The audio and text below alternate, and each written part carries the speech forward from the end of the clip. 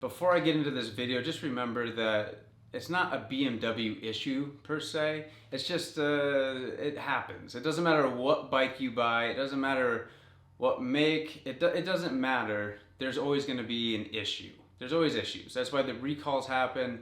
It happens with Honda. CBRs are seeing that a lot right now with the new gens. It's just something that happens. You know, there are thousands of these S1000s that were sold, you know, out of my year, the 2021, and you know, a ton of them are having zero issues, and mine just happens to be one with an issue.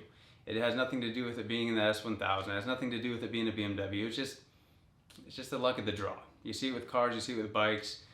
Just the way it is. So nothing on BMW. I still love my bike, and I can't wait to get it back. This probably isn't the update you guys were hoping for. It's not the update that I was hoping for. Alright, so update on the BMW, the 2021 S1000RR. That is still in the shop. Obviously, I wanted to make this video a long time ago about an update on the bike after it went into the shop.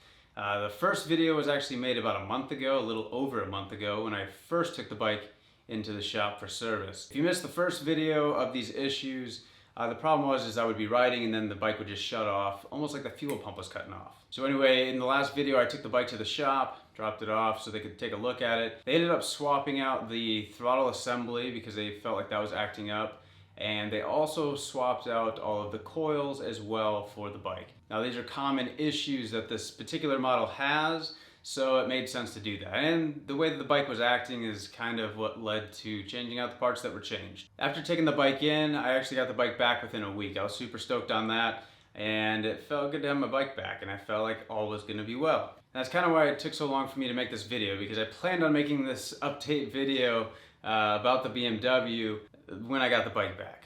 Then we went for a long trip. I'm over in the Tampa area, and we actually did a big ride over to Orlando for our Sunday Fun Day ride, and all was well until we hit Orlando traffic, and then the bike started acting up again. Of course, I'm 100 miles away from home, so it wasn't an easy push to the house. But thanks to Carlos, Bay Area Riders Towing, I was able to get the bike back to the house because at that point in time, it just wasn't worth trying to get the bike home. In fact, at one point, we pulled over to this gas station where I decided just to wait for the tow truck, and this is what the bike was doing.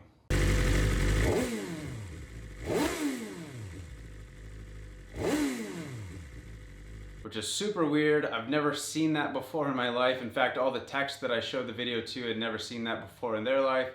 I don't know if it was just a fluke or what the deal was, but it only happened once, and thankfully I was able to catch it on camera because it was just a weird situation. But anyway, we got the bike back to the house, and then I actually had it towed. That was on a Sunday, so obviously the shop wasn't open. Then Tuesday came around, so I was able to get the bike towed back to the shop where it sits today. It's been 4 weeks now that the bike's been at the shop, and the main problem that's happening here is that my bike isn't pulling a code or anything. There's nothing stored in the computer. There's no warning lights or anything like that. The bike's just acting weird. Again, it's just acting like the fuel's just cutting off.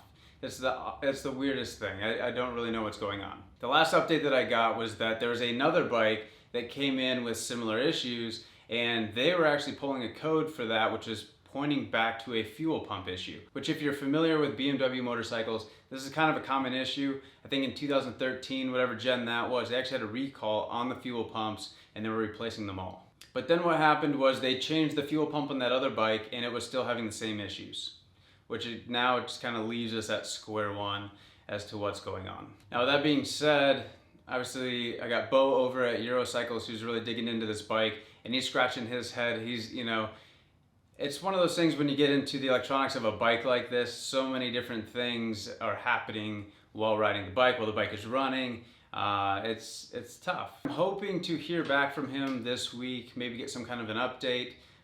It's pretty unfortunate. I was hoping to take this bike to the mountains in a week. Unfortunately, that bike is not going to be going. The Honda Magna is actually going to be going with me. This thing's at 98, and it's never let me down, knock on wood. But this thing's a great bike, so I'm actually taking the Magna up to Tennessee in a week, at the end of this coming week actually, and I'm going to be riding that thing through the mountains. Hopefully I'll have the Beamer back soon. It's actually one of my favorite bikes. The power, the way it rides, everything. This is just a small issue, and I know it's going to get sorted out eventually, It just happens to be my bike that's having the issue. But anyway, I just want to give you guys a quick update because I know a lot of people are commenting, a lot of people are curious about what's going on with the Beamer, and this is where we're at right now. So this is going to be update number 2. Hopefully update number 3 is the bike sitting behind me and we're just enjoying it like it's meant to be. Enjoy the vlogs, enjoy the Tampa riding that we're still going to do thanks to the Honda Magna and the Honda Gram, which I put a lot of miles on as well. But yeah, until next time. I need all the wins, yeah. Ain't no L's, I gotta get a no call and quits, yeah. Gotta keep on moving no matter how hard it gets.